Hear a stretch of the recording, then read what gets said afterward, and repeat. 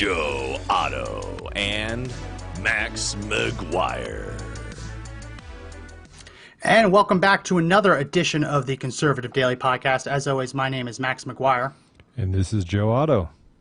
And today we're going to switch it up a bit. We've been talking about the protests, the riots, police issues. We've been talking about that for the last couple of days. I want to switch gears again because there's something going on in Colorado that while we don't always like to focus exclusively on state issues, this does have a national implication. There's a bill that's being considered now in Colorado called Senate Bill 163. And what 163 would do is it would change basically the opt-out requirements for people who want to opt out of their children getting vaccines in order to go to a public school. So it's changing it a little bit so that they'd either need to have a physician sign off on their decision to not vaccinate their child, or they'd have to watch some kind of vaccine safety video explaining all of the reasons that it's good to vaccine children, I guess. So it's kind of blown up into this issue, but it has national implications because this is all happening at the same time that the COVID-19 vaccine is being developed. So the ultimate question is, are they rushing this bill through to try and make it more mandatory for people to get a COVID-19 vaccination? So we're going to talk about that. We're going to talk about this debate over vaccines, both for the COVID-19 vaccine or for any vaccine for that matter. Should it be mandatory? We want to have people calling in and talking about this, so feel free to call in. Our number is 888-441-1121. Let us know what you think, and we'll get you on the air. So, yeah. Joe, I know you have a lot of opinions on this. I do. What do you think about this? And actually, if we were having a conversation about this 3 months ago, I wouldn't have enough information to fill a thimble of your nail, right? I mean, I just wouldn't have enough information. And frankly, if everything wouldn't have happened in Colorado the way it happened, and I slowed down long enough to meet other people that I think are very passionate about vaccines or not taking vaccines, having the choice to take vaccines, I wouldn't know what I know. But what I've been able to read and what I've been able to see, I can't figure out how in my entire life, how I've gone this long without being exposed to what, kind of the evil that exists in the vaccine world. And look, I'm sure that there are companies out there doing really good work when it comes to, there's some vaccines, there's probably good vaccines, but the more and more you start to read, the more and more you start to correlate on things, the more I just get, I'm almost scared at what we're facing. And for them to do it in the middle of this plandemic, you don't want to ask my opinion of that, the more freaked out I become over the whole thing. Yeah. So where do you want me to start? You want me to start talking to you about? Well, let's start by, just for people who are watching us who aren't in Colorado, we have a clip from a local Fox station that they played either yesterday or the day before, kind of talking a little bit about the legislation. Why don't we cut to that just to give people a little bit of a primer, and then we'll keep talking about this. So let's play cut one. One side a lot louder than the other here today, and that's those against the bill. Valdez? Yes.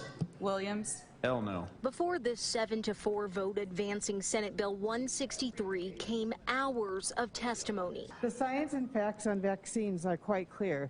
They save lives, they save money, they are safe and effective. SB 163 is a data mining Trojan horse that threatens religious liberty, parental autonomy, and our children's health and safety. A perceived issue prompting plenty of opposition protest. This video captures the crowd standing outside of the hearing door at the Capitol, chanting as those supporting the bill took 2 minutes each to testify. As I said, I think it imitates what's going on in this whole thing. We have people with their beliefs that are trying to drown out facts. It's agenda-driven. We didn't afford people the opportunity to speak.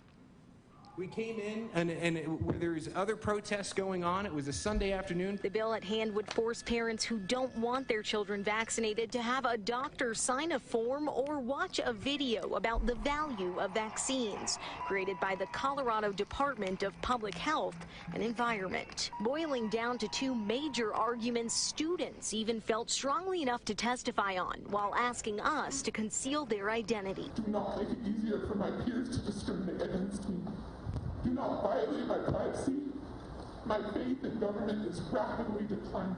What some view as protection of privacy versus what others view as protection of public health. Continuing to live with low vaccination rates puts our communities at risk. So what happens next? Now the bill will head to the Committee on Appropriations, which is normal. After that, it would then go to the full House floor. We're expecting that to happen later this week.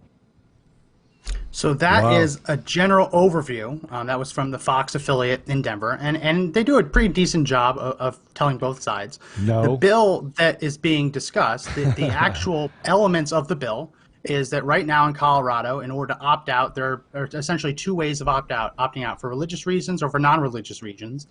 The arguments for the bill are saying that they're combining those into one form that either needs to be signed by a doctor, or if the parent wants to go against medical advice and still opt out their kids, then they need to watch a safety video or some kind of pro-vaccine video that is being put out by the Colorado, I think they said the Department of Health.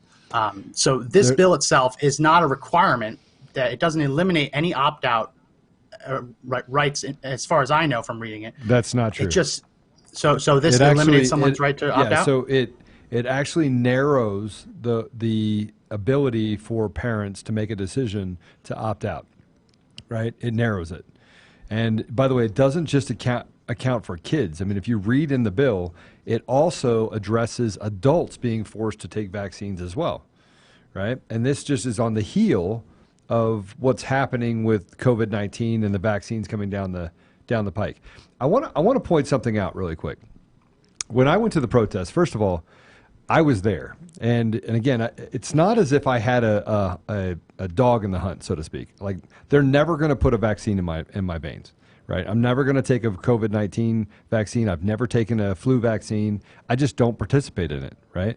And more so, it's because I go, well, I'm pretty healthy. I don't get the flu. If I get the flu, I'll just fight it off, right? And if it kills me, well, I'm willing to take that risk. But yeah. But I was there, and one of the things that I have a problem with in the media is that they made everywhere you looked, you made it look like there was just a few people there. Outside of the Capitol building, there was a minimum of 2,500 people. That place was packed. You know, I went through all the different affiliates, and they all reported somewhere between 2,000 and 3,000 people. Okay. All of the videos I saw, I mean, we just watched one that looked like a lot of people there. There was actually one part of the video where someone was trying to leave the room and they were getting shoved and jostled around. Yeah. I thought the reporting was generally fair on how many people showed up. So here's something people don't know about when it comes to vaccines that I didn't know about. The top vaccine companies, let's say the top four, right? It's GlaxoSmithKline, Merck, Sanofi, and Pfizer. Of those top four, they generate about $45 billion in revenue on vaccines, right? That's just their vaccine revenue, right? Yeah. Now, here's something that should concern you. The top, GlaxoSmithKline, right? Or I should say, should it surprise you? Would it surprise you that those four drug makers, just the top four, right, paid a combined total of $40 billion over the last decade, right? Actually, a decade and a half in fines, and they were found criminally of felonies, found criminally liable of putting things into marketplace, some of them vaccines, that killed and maimed kids and adults, but they put those in knowing that there was an outcome that would result in death and disfiguring.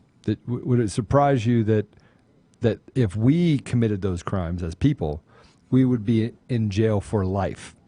It doesn't surprise me. It doesn't surprise me because I am personally vaccine injured. I can't have the tetanus vaccine anymore. I got a bad dose of the DTaP vaccine when I was in college, and now anytime I would get a tetanus shot, I break out all over my body in hives. So Right. when my son was born 2.5 years ago, I had to get the diphtheria and pertussis vaccine with the tetanus removed. Otherwise, I would just completely break out in hives. So You know that the diphtheria vaccine has been banned now in the United States. That is not true. I'm up for another one when my son is born. Let me tell you what it is. Hold on. I have no doubt that there are people who have negative effects of vaccines, because I personally myself am one of them. So I wasn't deaf, I wasn't disfigured, but I did have a rash that lasted for 1 year on my hands and my knees and my feet. It was called erythema multiforme minor, is what the actual rash, the disease, was called, and it was linked to a bad batch of the tetanus vaccine that I took. So I completely understand that. The issue I have, it's twofold. There are three things in my mind that I believe are facts. I've done the research. I had to do all this research as my son was born, because lots of people on each sides of this issue pressuring me to make a decision: vaccinate my son, don't vaccinate my son. I've done, just like you, I've done all the research, and there's three things in my mind that are facts. The first is that vaccines work more often than they don't work. The second fact is that vaccines, relative to the diseases that they vaccinate against, are relatively safe, meaning that if you are vaccinated against a disease, you have better odds of surviving than if you were to get the disease itself. And the third truth is it is unconstitutional for the government to require anyone to inject something into their body. Vaccines can be effective, and it can also be unconstitutional for the government to require you to take a vaccine. Right. So let me go back on what you're saying. I actually don't. There's a couple things that bother me the farther I get down the rabbit hole. Right. Number one, the things that they have done, the things that these drug manufacturers have done, is absolutely deplorable. It's deplorable. And you say it works more often than not. You know, science, I don't believe, is on the side of truth. We have immunity, we have immune systems, right? And I'm not saying that there aren't safe vaccines and necessary vaccines. I mean, the polio vaccine that was developed was necessary, right? And it prevented lots of kids and adults from contracting something that would have crippled them for life, right? But I don't believe that we should have gone from 12 vaccines or 10 vaccines to the 77 that are now required for, to be pumped into a person's body. The CDC schedule. That's the CDC schedule, not 77 vaccines at once. That's 77 vaccines, right. I believe, spread out over the first 18 years of the child's life, with a large percentage of that number being in the early years of the child's life. And trust me, I've gone through this. My son is being vaccinated according to the CDC schedule, so I know about the schedule. There have been times I've gone to doctor's appointments and they've wanted to give him extra vaccines. And I say, no extra vaccines. We're just sticking to the schedule. They wanted to give him vaccines early. I said, nope, sticking to the schedule. Yes, there are somewhere between 70 and 80 shots, depending on the state and what they require, that children are expected to take between birth, or not exactly birth, but shortly after birth, between birth and when they turn 18, sometimes 19, depending on when they go to college, because colleges have different requirements. That's true. There is no evidence to suggest that more people are harmed by the measles vaccine, as an example, than by measles itself. That just like we can go down the list. I mean, polio. Polio is an interesting one to use because people don't have polio because we eradicated it. Right. Well, we kind of eradicated it. It's actually making a comeback, but because people aren't getting vaccinated. No, this has nothing to do with them not being vaccinated. Because people in Africa, by the way, are being vaccinated at a rate of 3 times that of people in the United States. Did you know that? And that the vaccines that are being they're using. Here's my problem. We actually don't know how many people are actually adversely affected. Right? We don't know because they don't accurately depict all of those statistics. And I'm not in it. I agree. I'm not in it. There's no correlation that has been given in scientific studies to other things that the drug manufacturers are developing that later on in life become symptoms and or diseases that we develop as people. I want to use that as an example. I started researching things that, by the way, that when my kids were younger, they wanted my kids to be on Adderall. They absolutely said that you need to put your son on Adderall. And I was like, I'm not putting my son on any mind-altering drugs. It's never going to happen, right? And he's like, well, he's kind of, a little bit hyper. And I was like, great. Then I will discipline him when he gets home for being hyper, and I will make sure that he shows up to class and he does the things that he needs to do. That was the last conversation I had to have with a teacher, because my son decided that there would be consequences to his bad behavior. And guess what happened to his bad behavior? It went away. I never had to put him on any drugs. But you can't discipline measles. Oh, hold on a second. That's the difference. Let me finish, because we can correlate the different. I started looking at. Robert Kennedy got up on the stage, and he started talking about the correlation between vaccines and autoimmune diseases, right? And the fact that autoimmune diseases now, you have a 54% chance of developing an autoimmune disease, where it was 12% in 1989. Right? I mean, things that it has to give you pause. Now, again, I don't know enough about it, but I went home after this saying to myself, look, if what they said on that stage was not accurate, if I was not able to verify everything that they said on that stage, then I was done. I mean, every single thing that they said. So I went back and I started picking it apart. Now, I picked it apart because both my kids are vaccinated. I'm vaccinated, right? Now, I've made a choice that I'm a pretty healthy person. I take my vitamins, I drink my milk, I don't have any bad habits that I put in my body. So as a result of that, other than a glass of whiskey every now and then, I probably should say that. But I'm not going to take any vaccines. I'm just not interested in them. Right? I'm not taking a COVID vaccine. And I started doing research on what's the realities that these drug companies are committing crimes and getting away with it, because they have the ability to buy themselves out of it. By the way, not buy themselves out of it where they forfeit every amount of profit and dollars that they made on it. So that's a different issue, though. That I'm not. No one is suggesting that we should have more measles in this country because corporate profits in the drug industry are obscene, or that they're committing crimes, right? And I don't think that's the argument you're making. But when we go down that rabbit hole, it almost sounds like no one should take vaccines because the companies that produce vaccines are crooks, which I think we all know that the pharmaceutical companies are crooked. The healthcare industry is crooked. You don't have to, it's not a right or left issue. Anyone who's ever gotten a medical bill knows it's insane. But that doesn't change the fact that vaccines work. Let me throw this image up. Let's go to chart 1. This is an image of let's throw up image 1, Lamar. This is an image of the graph of measles cases in the United States. Do we have that graph? On its way. Okay, it's on its way. This is a graph of measles cases in the United States. And it shows the cases. It shows the point at which the measles vaccine was licensed.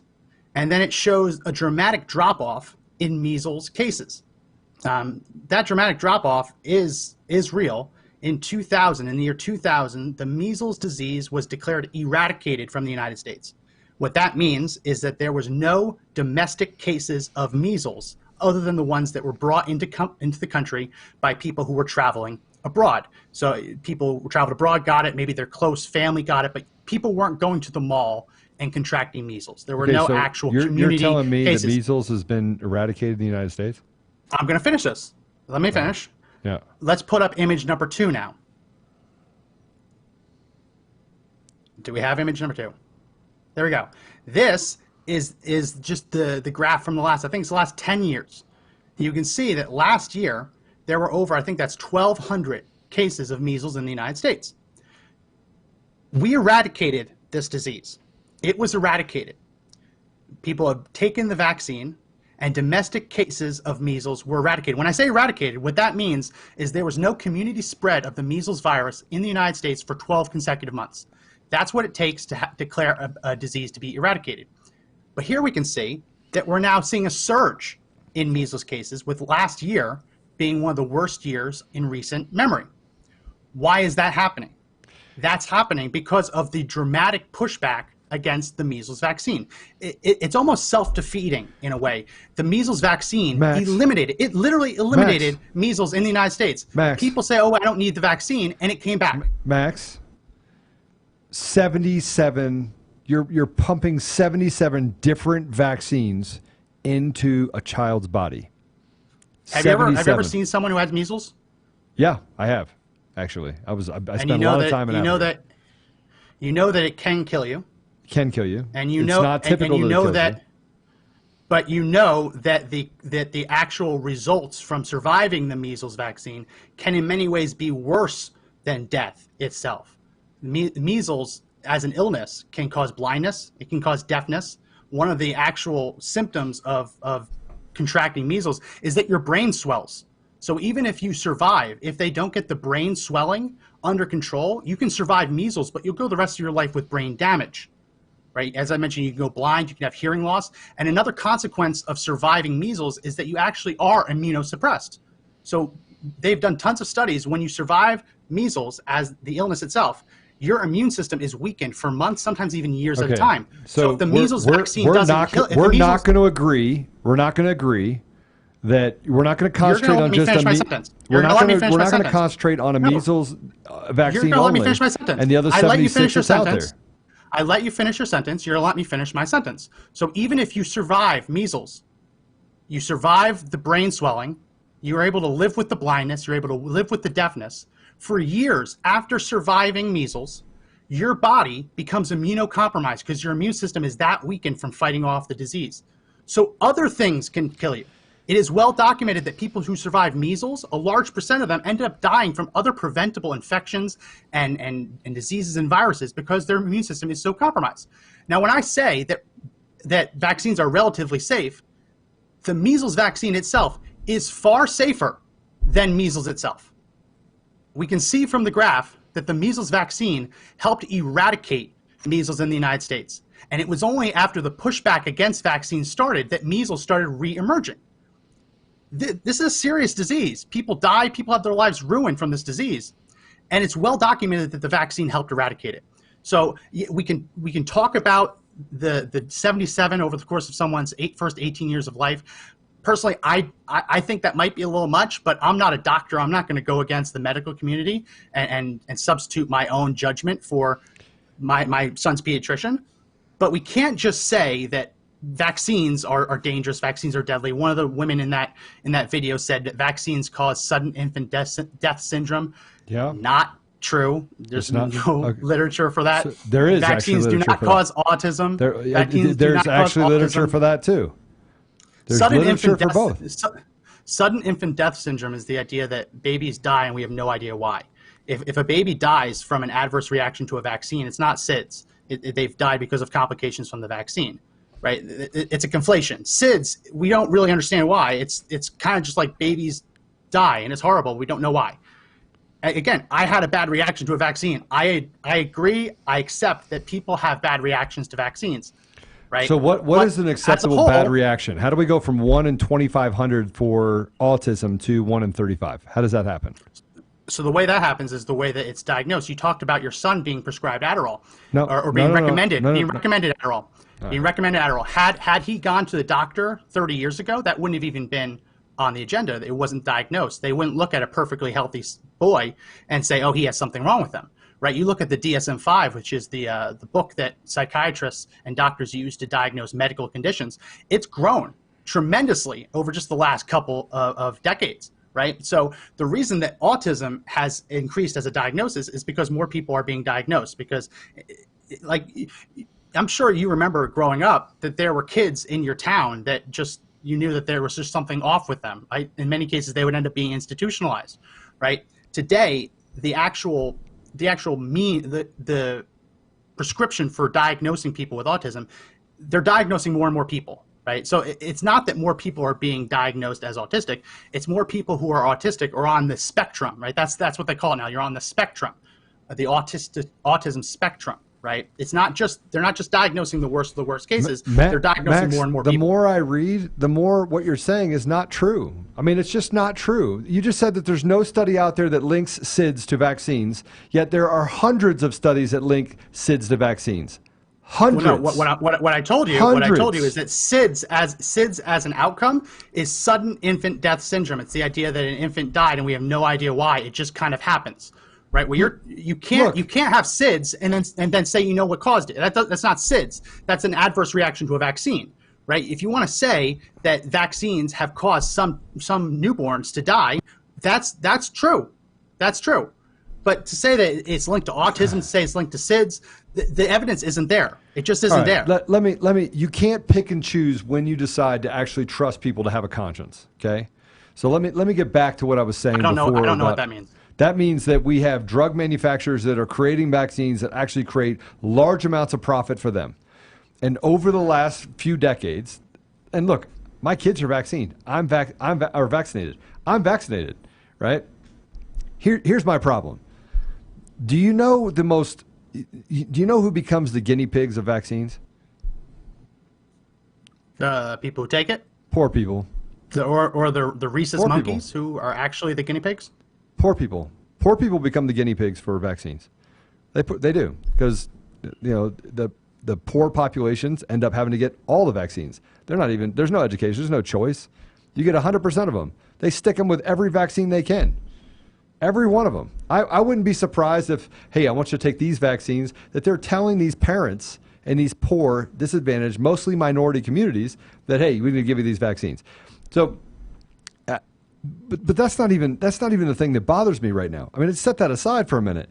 I mean, it does bother me, but you start doing research on these big drug companies, these nearly $1 trillion drug companies, and Pfizer pays $2.3 billion, agrees to a criminal plea, $2.3 billion. And by the way, they did it twice. They didn't do it once. They did it twice. You have Merck that in the 2000s used to sell a drug called Vioxx. I actually took Vioxx. I remember taking Vioxx. If you had a headache, take Vioxx, right?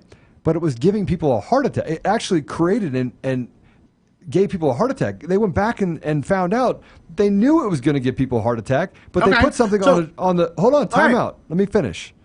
They put something out there that they knew was going to kill people, and people would have had to make a choice. And this argument, I mean, for me, just kind of stands out. And that is, if you knew that there was a probability that you would die of a heart attack and you could just take an aspirin if you had a headache, wouldn't you just take an aspirin? Why are you putting a drug on the shelf as an alternative to aspirin, right? And knowing that it's going to kill people. And people died. Lots of people died. Not just a few, lots. Thousands died, right? So we want to talk about COVID and how bad it is. Just think about that.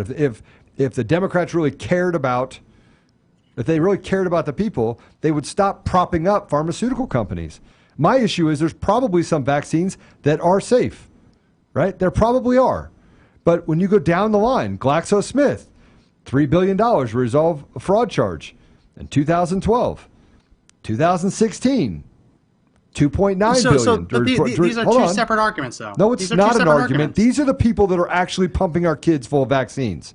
These are the kids. And you're mentioning that they're prosecuted, that they're being fined, and that the people responsible were prosecuted, correct? No, the people were not prosecuted. There was no prosecution against an individual, only the organization. There was no individual that was held liable. Not the scientists, not the researchers, not the people that put it in the marketplace, that pimped it, that sold it to doctors. None of them. None of them were prosecuted. So you don't take any medications? You don't take any medications? Well, let me ask you another question, Max. Can you sue a pharmaceutical company for giving you a bad vaccine? That I don't know. If I can, I'd love to. I'd love to be able to, because as I mentioned, I'm vaccine injured.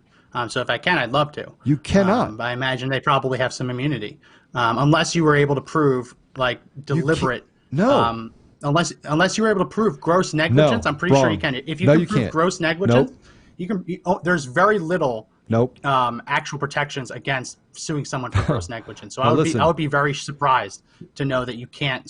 Would it change your mind in a case of gross negligence? Would it change your mind if I told you that the only way that you can sue a vaccine manufacturer, the only way you can sue them, is that they don't list it as a possible side effect on the side of the vaccine?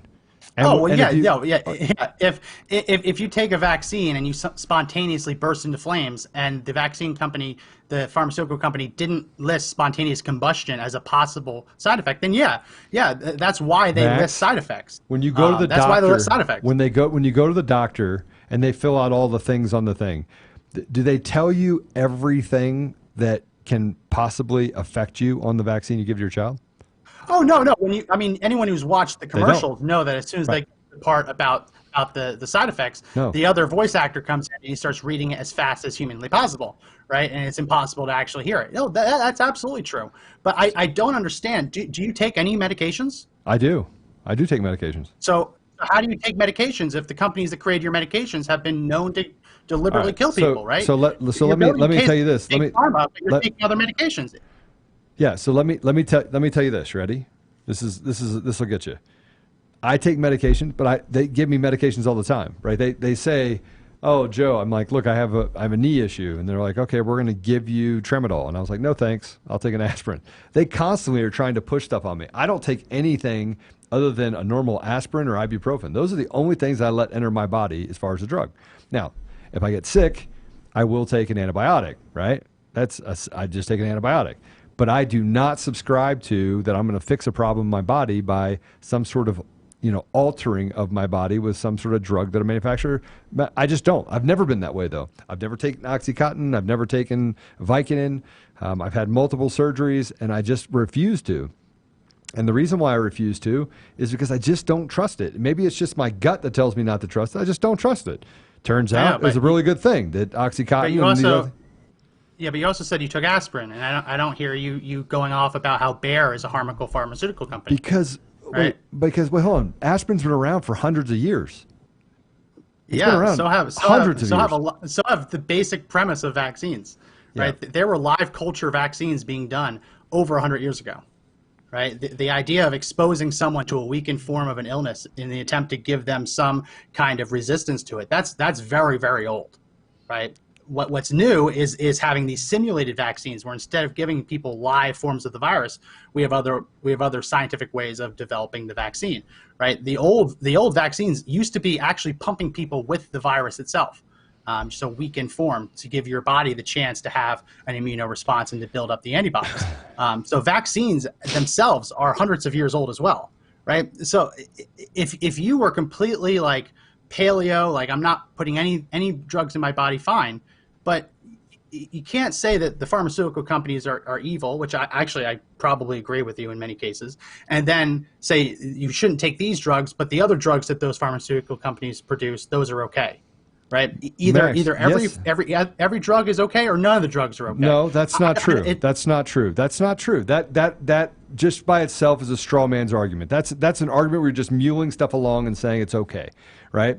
They are making huge amounts of money on the vaccine, and then they make huge amounts of money after the vaccine selling you a drug on probably something that is an after effect. And even if I set that aside, even if I say all of that is either true or not true, and you say it's not true and I say it's true, it doesn't matter. Set that aside.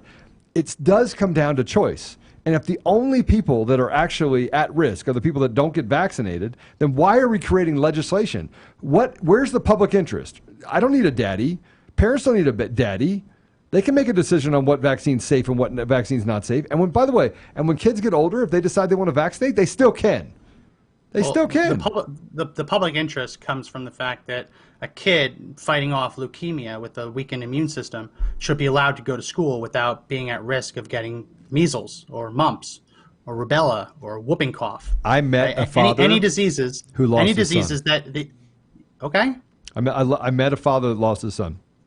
Joe, I can bring you to cemeteries where the entire family is listed on a single gravestone because a disease wiped out their village, their town, that we now have a vaccine for, right? So there's no doubt in my mind that people have been negatively affected by vaccines, but the cemeteries around this country are lined with gravestones of people who have been killed by diseases that we have the power to eradicate.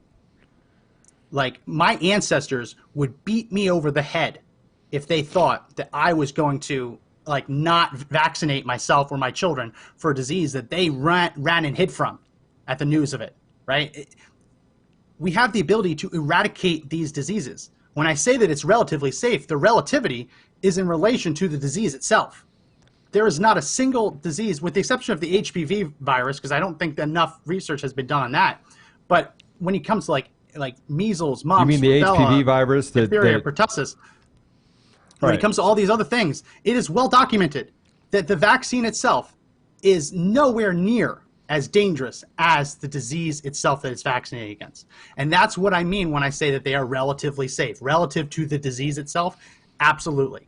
But I also said that no one should be forced to take these, right? The government has no right to inject something into your body or to force you to inject it into your body. That's Correct. just a basic violation of your Correct. rights, right? It's the Fourth Amendment, right? The government does not have the right to seize from your property. It also does not have the right to inject you with something. So that's a basic truth. But what I see here is conflation, and I'm not even saying from you, from the anti-vaccine crowd. It's saying, oh, we shouldn't be forced to vaccinate our children. I completely agree with you. Oh, but vaccines cause autism. But do they? Vaccines cause spontaneous combustion. Listen, why would they list that as a side effect of taking a vaccine? Why would they list it on the side of the vaccine if it does not cause autism? Why would they actually admit that it causes it on the side of the vaccines, Max? Why? And why is it not a choice? Let's just say it what it is. Why is it not a choice? Why are we trying to destroy a control group? Enough time hasn't passed where there's enough people that are educated that have said, I'm not going to take a vaccine. Why don't we let that run its course? Why are we trying to force more legislation and stop people from having the choice of whether or not they put it in their body or don't put it in their body? I mean, are you going to take a COVID-19 vaccine? So which vaccine lists autism as a side effect? Because right now I'm looking at MMR, measles, mumps, rubella, neither list autism as a side effect. There's Which 77. I went through all of them, and on the side of one of them, it said that a possible side effect was autism. It literally was on it. Autism? Autism. It didn't say autism. One? I went and had to research it. I don't know. I had 77. Look, I'm only a month into this deal. I'm only a month into even doing any research on it, right? And frankly, I wouldn't have been if what they said on that stage would not have been accurate. That I wouldn't be able to go somewhere and actually have a doctor or have scientists say that this is true. If I wouldn't have been able to go through hours and hours of research and found out that what he was saying was accurate, I wouldn't be here saying that, hey, maybe everyone should vaccinate. My point is it's almost like global warming. You have a conglomerate of doctors and scientists that say that global warming is real. You have a vast majority of silenced doctors and scientists that say that it's not true, right? It's true. There are a lot of scientists and doctors that say that global warming is not true. It is fake. It is fake news, right? But we don't get to hear from them. They get silenced. And why is it that I went 45 years of my life without ever hearing about a vaccine? You know, the fact that I had a choice. I even asked my parents, I'm like, look, listen, did you know that there was a choice before getting a vaccine, not getting a vaccine? No, we were just told we had to have a vaccine. I grew up poor, right? So my parents didn't have a choice. I can't even imagine what they injected into me. But my point is this. So I've gone through chickenpox, diphtheria, tetanus, pertussis, Haemophilus influenza type B, hepatitis A, hepatitis B, human papilloma virus, the influenza vaccine, measles, mumps, rubella, varicella, meningococcal, pneumococcal, rotavirus, shingles, and smallpox. Hey, Max. All of the major vaccines. Joe, I will one find of them it and send it to you. We'll have another autism. conversation. We'll have another conversation. It's actually not called autism. It's called something else. But I will send it. I will send you that information to research. But let me ask you another question. COVID-19, they want to come out with a vaccine, and they're saying that they'll have it out by September or November, right? Right?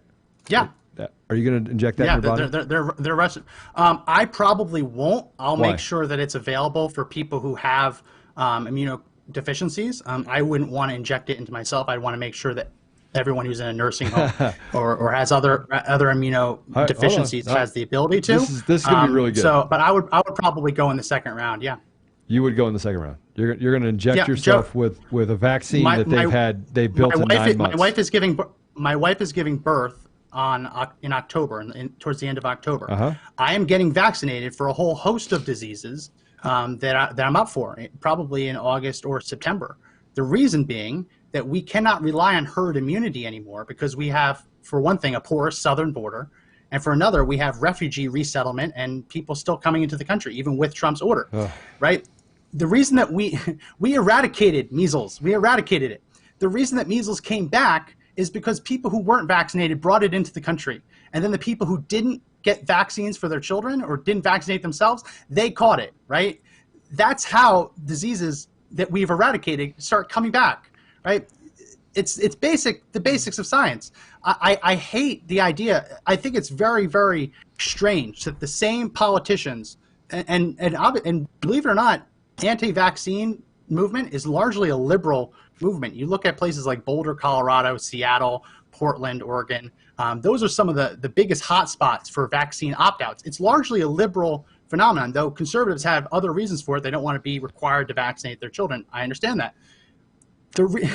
We can see from the data that vaccine opt-outs help contribute to these viruses and these diseases reemerging. No, you can't see that because there is no study for that at all. There's not one study that actually shows that it's caused by not one. We eradicated. I just threw up graph 1 and graph 2 showing the eradication of the measles virus in the United States.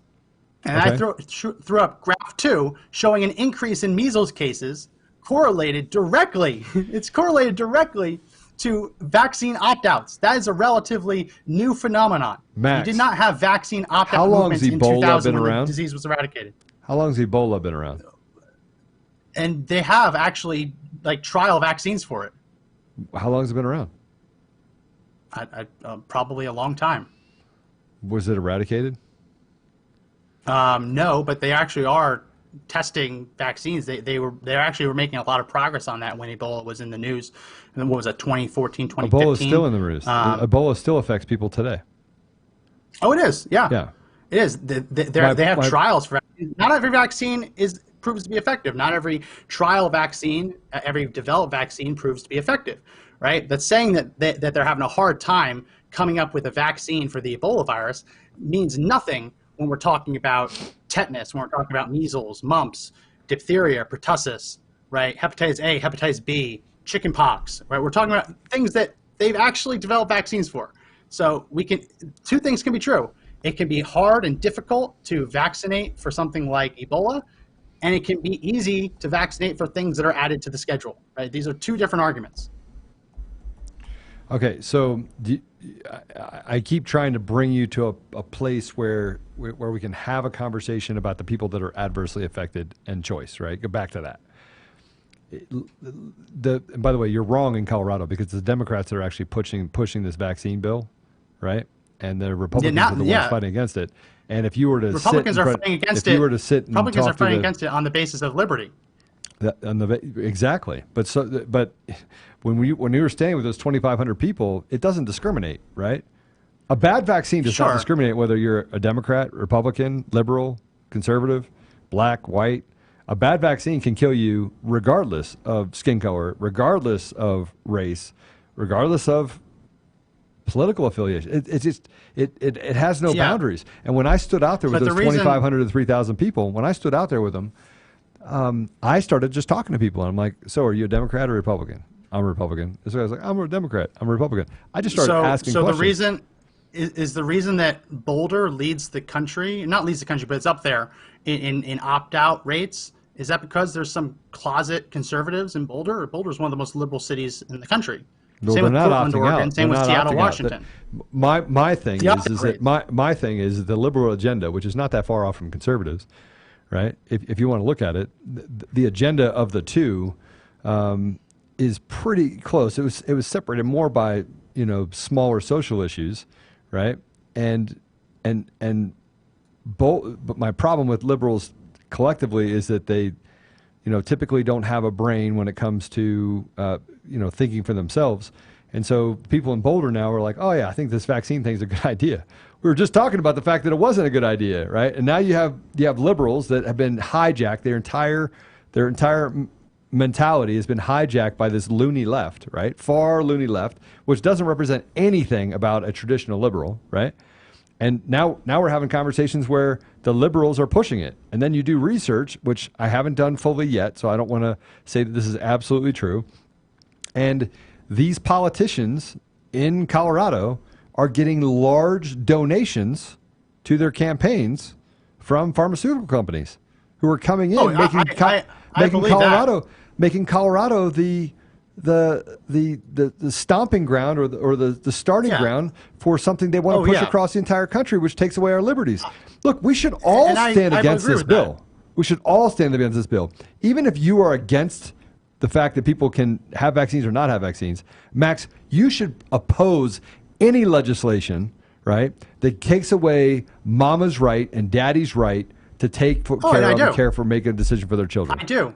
The problem is it's not an end stop, because I disagree with the bill because of what I said before. The third fact is that it is unconstitutional. It is a violation of basic liberties for the government to force someone to inject something into their body. I agree that bills like this are bad. There has to be some kind of opt-out way. I don't like the way this bill does it. But the reason that it's not a full stop, as you claim, is that the people who are fighting this bill are doing it on the basis of a lot of factually incorrect information, right? The idea that vaccines cause autism is false. It is false. Autism causes autism, right? Actually, there is no link between any vaccine and an increase in autism rates. There just isn't. If there was, Joe, when I say that the vaccines are relatively safe, even if there was an instance of a vaccine causing autism, that pales in comparison to the people being left virtually brain dead after surviving measles because the pressure in their brain left them with permanent brain damage, right? It's relatively safe even with that, which I don't accept. Even if that was true, it would still be far safer than the diseases themselves. Max, which is why when you hear people talk about this, it's saying it's relatively safe. Max, it absolutely is relatively safe. There is not a single data point out there to suggest that any of these vaccines are less dangerous than the disease they're attempting to eradicate. There are 6 million people in Colorado, right? 6 million people. I should not be able to turn left or turn right and run into somebody who has a medically injured child, right? Severely medically injured child everywhere I turn, right? I shouldn't.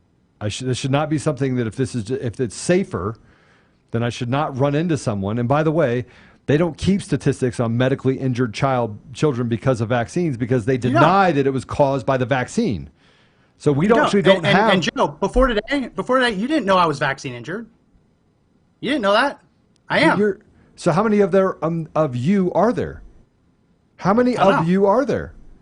Look, I sat and talked to I sat and talked to a mother, right, whose child is nonverbal, was perfectly fine, got a shot at age 3, was talking, communicating, got vaccines just before they turned 3, and now that child is injured for the rest of their life.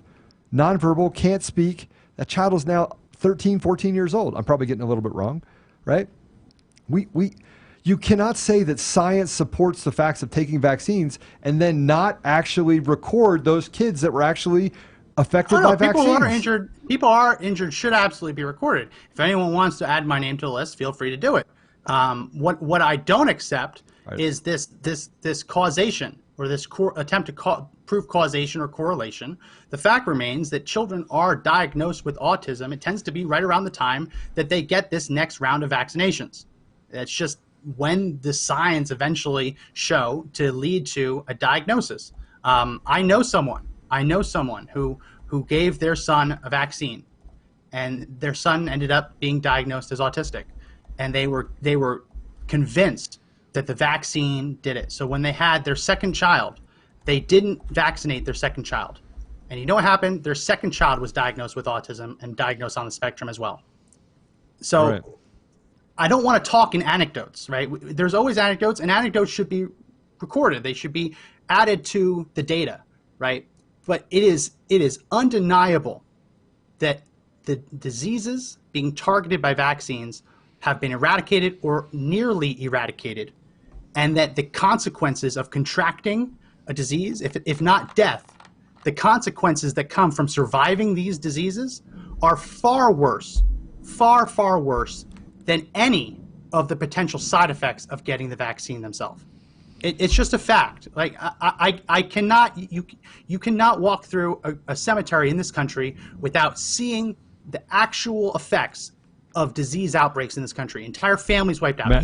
Max, Joe, you can walk through cemeteries and you will not see entire families wiped out by vaccines. You literally, I'm not going to argue with you that people died of diseases back in the day. I'm not going to argue with you, but I am going to argue with you for this fact, and God willing, it does not happen, right? But the time at which you're going to, when it does affect you, like when Michael or MJ, like if they have anything that comes out of a vaccine, you are going, I know you.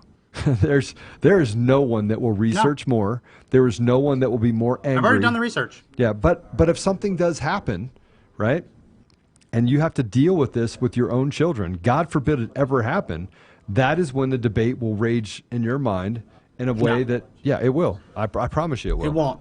So I've already done all of that research that you're talking about. There will never be a time where I will suddenly throw all science, logic, and data to the wind and believe that autism is caused by a vaccine. There's just no way that will ever happen.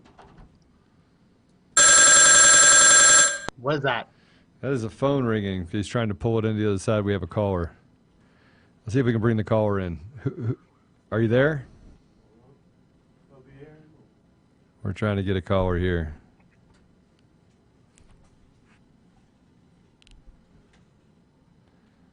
We're trying to get a caller. Are you there, caller? Are you there? Who do we have with us? Can't hear him. So no screening. We're just going to take people right on the air. This is Kevin. Do you hear me? Hey, Kevin. How you doing? Pretty good. Kevin, where are you calling from? Chicago. All right. What do you have for us on this subject? Obviously, you can see that me and Max have quite a bit to go back and forth on. I think we agree on the constitutional part. But we agree. We agree on the constitutional part. I just have yet to see any data suggesting that the consequences of taking a vaccine are worse than the consequences of contracting the virus or the illness the vaccine is designed to eradicate.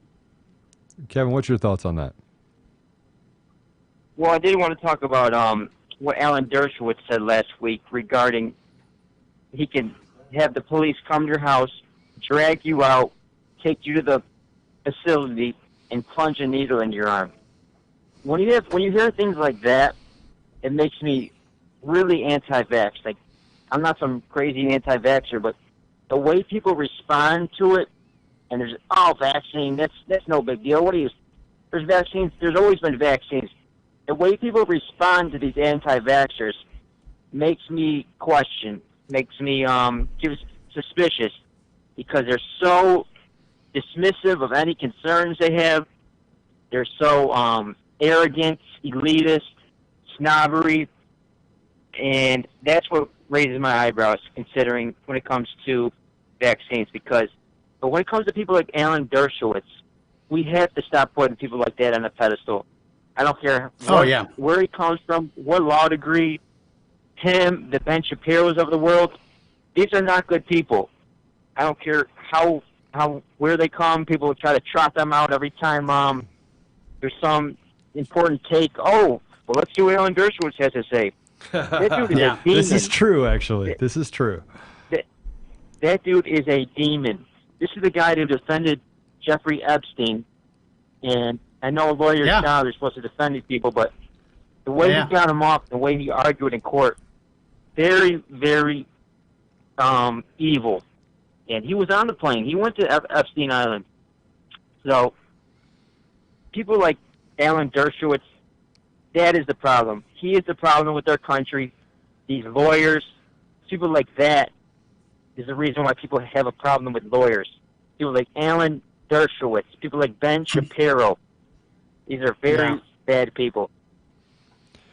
Well, I tell you, Kevin, I think that your argument is just to give pause, right? You're saying, hey, I have to give pause to the fact that they dismiss them. They use a dismissive attitude that I don't have to listen to you. I don't have to record you. You're not important. And as long as we actually make sure that everyone complies, then we're good. And the fact that they actually tell people who are anti-vaxxers that they're somewhat nuts. Look, I've met a lot of anti-vaxxers in the last month. I never knew there were anti-vaxxers before this, right? They're very sane people. They just have a belief system that says, I'm not putting foreign objects in my kid's body. I'm just not doing it. I'm not putting it in my body.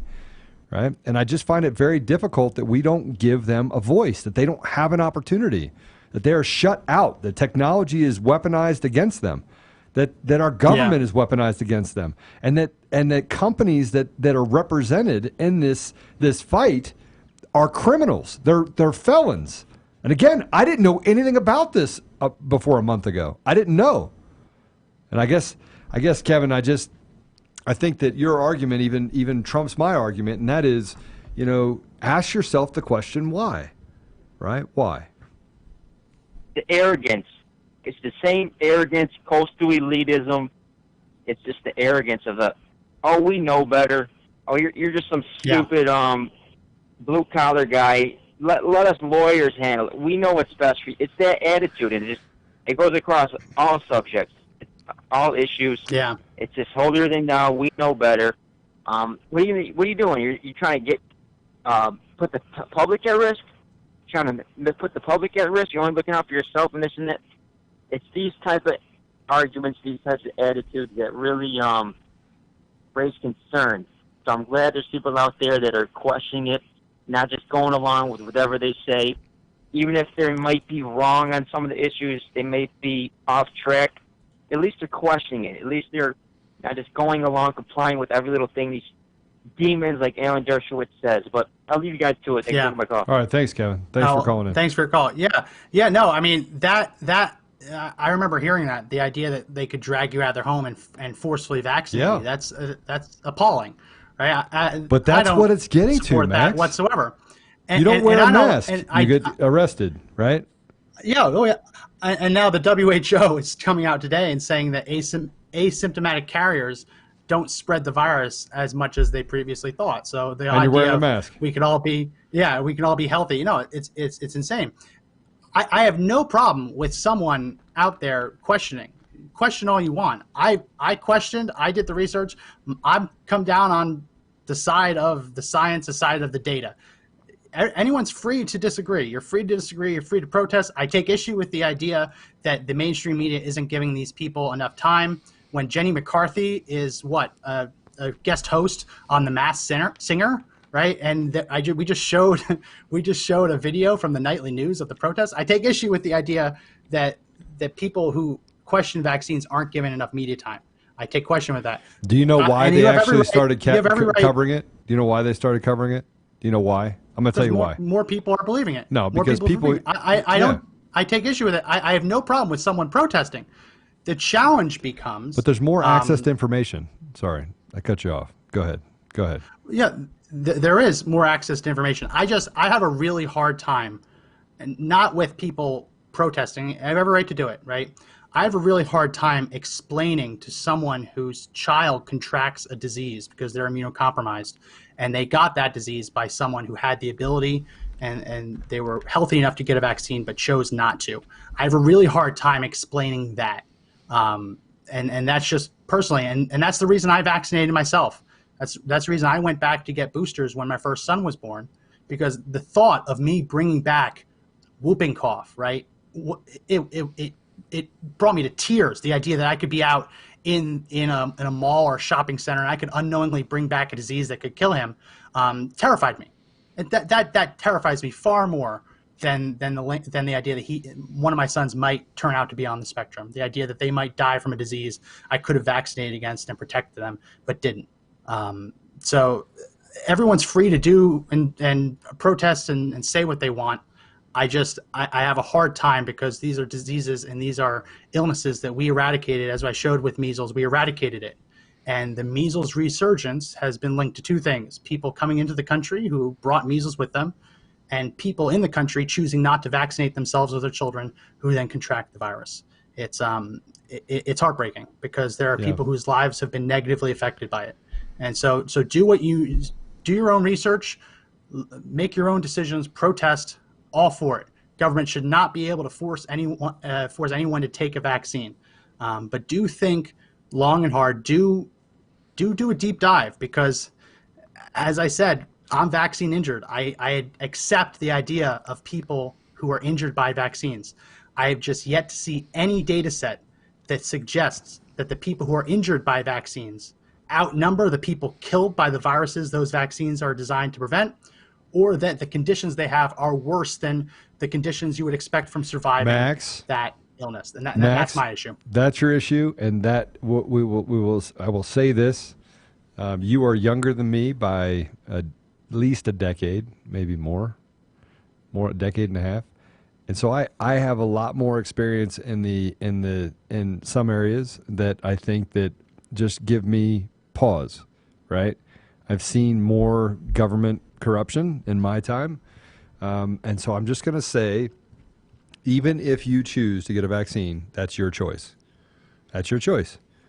But I don't think that poor minority communities should be guinea pigs. I think that they should get access to information. I think that if you have you should be given a choice. You should not be forced to put a vaccine in your body. Yet that's what they're doing. They actually right now are forcing poor people to get vaccines. They're lying to them. So at least give them the information, right? And we don't know. And you just said you'd take a COVID vaccine. Well, the COVID vaccine would only be out for 9 months. They didn't even have time to study it or the implications of it, the tail, the long tail, the short tail. At least give people the choice. I think one of the things that the vaccine market has taught us as people is that nobody wants to inject themselves with something that is now considered a global hoax, that they overreacted to, that basically is another flu.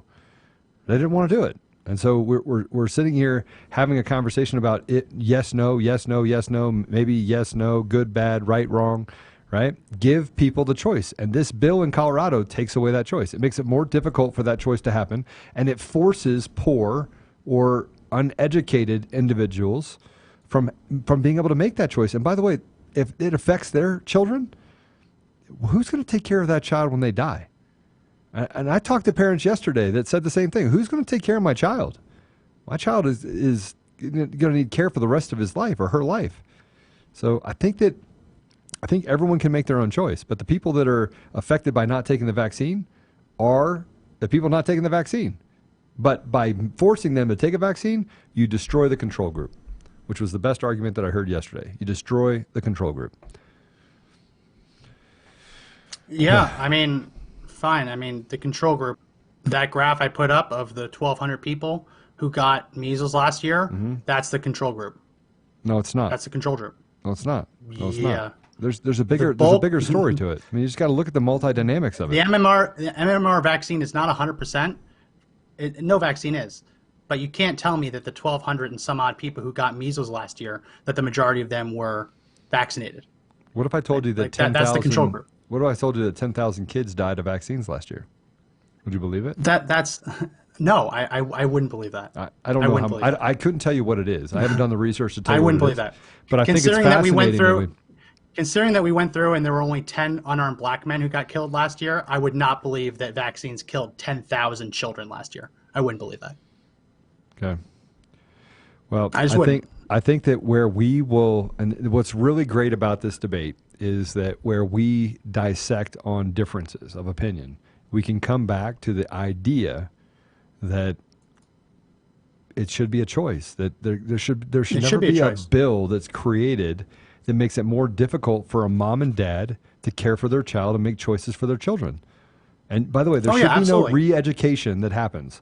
You shouldn't have to watch a re-education video, right, to re-educate an individual on vaccines to try to convince them to get a vaccine after they've already said no. The government should not step in. So one last bit before we end the show. You just mentioned that people should be given all the information. So would you be okay with that video if an anti-vaccine point of view was also shown? I would. You said that people should have the best information. Well, look, if you're going to give them both sides. Give somebody both sides to make an informed choice. But don't make this one-sided deal, and definitely don't do it on the backs of 4 big felonious companies that are making the vaccines, right? Don't do it, and don't make them exempt. Don't give them exemptions, right, for prosecution. Don't make it so you can't sue them for the harm that they do to our children. Don't make that possible. Take away the immunity and make them be held accountable by the people. Yeah. And then we can have a conversation on whether or not vaccines are actually legitimately good. Because then you know what will happen? They'll keep the vaccines that are actually good, and all the ones that are bad, or that basically they're injecting you with foreign substances, will go away. Because they're going to say to themselves, just like Vioxx, hey, we probably shouldn't put this out there because class action lawsuit could bankrupt us. Right? But there is no fear of that because they have immunity. And it's not, look, I don't have immunity, you don't have immunity, but our government has immunity, our politicians have immunity, and big companies like pharma have immunity. Yes, that can be true. It can be true that it's unconstitutional for governments to force you to take a vaccine, but I would just warn everyone that you can be angry about that, you can be angry about big pharma, and that doesn't necessarily mean that the vaccine itself, for those reasons, is bad. So do your own research. I just hope that no one is deliberately not taking a vaccine only because big government says they should. That's not the question. It should be a more in-depth review, in-depth discussion. In Colorado, that's not what this bill is about. This bill is about stripping people of their constitutional rights. End stop.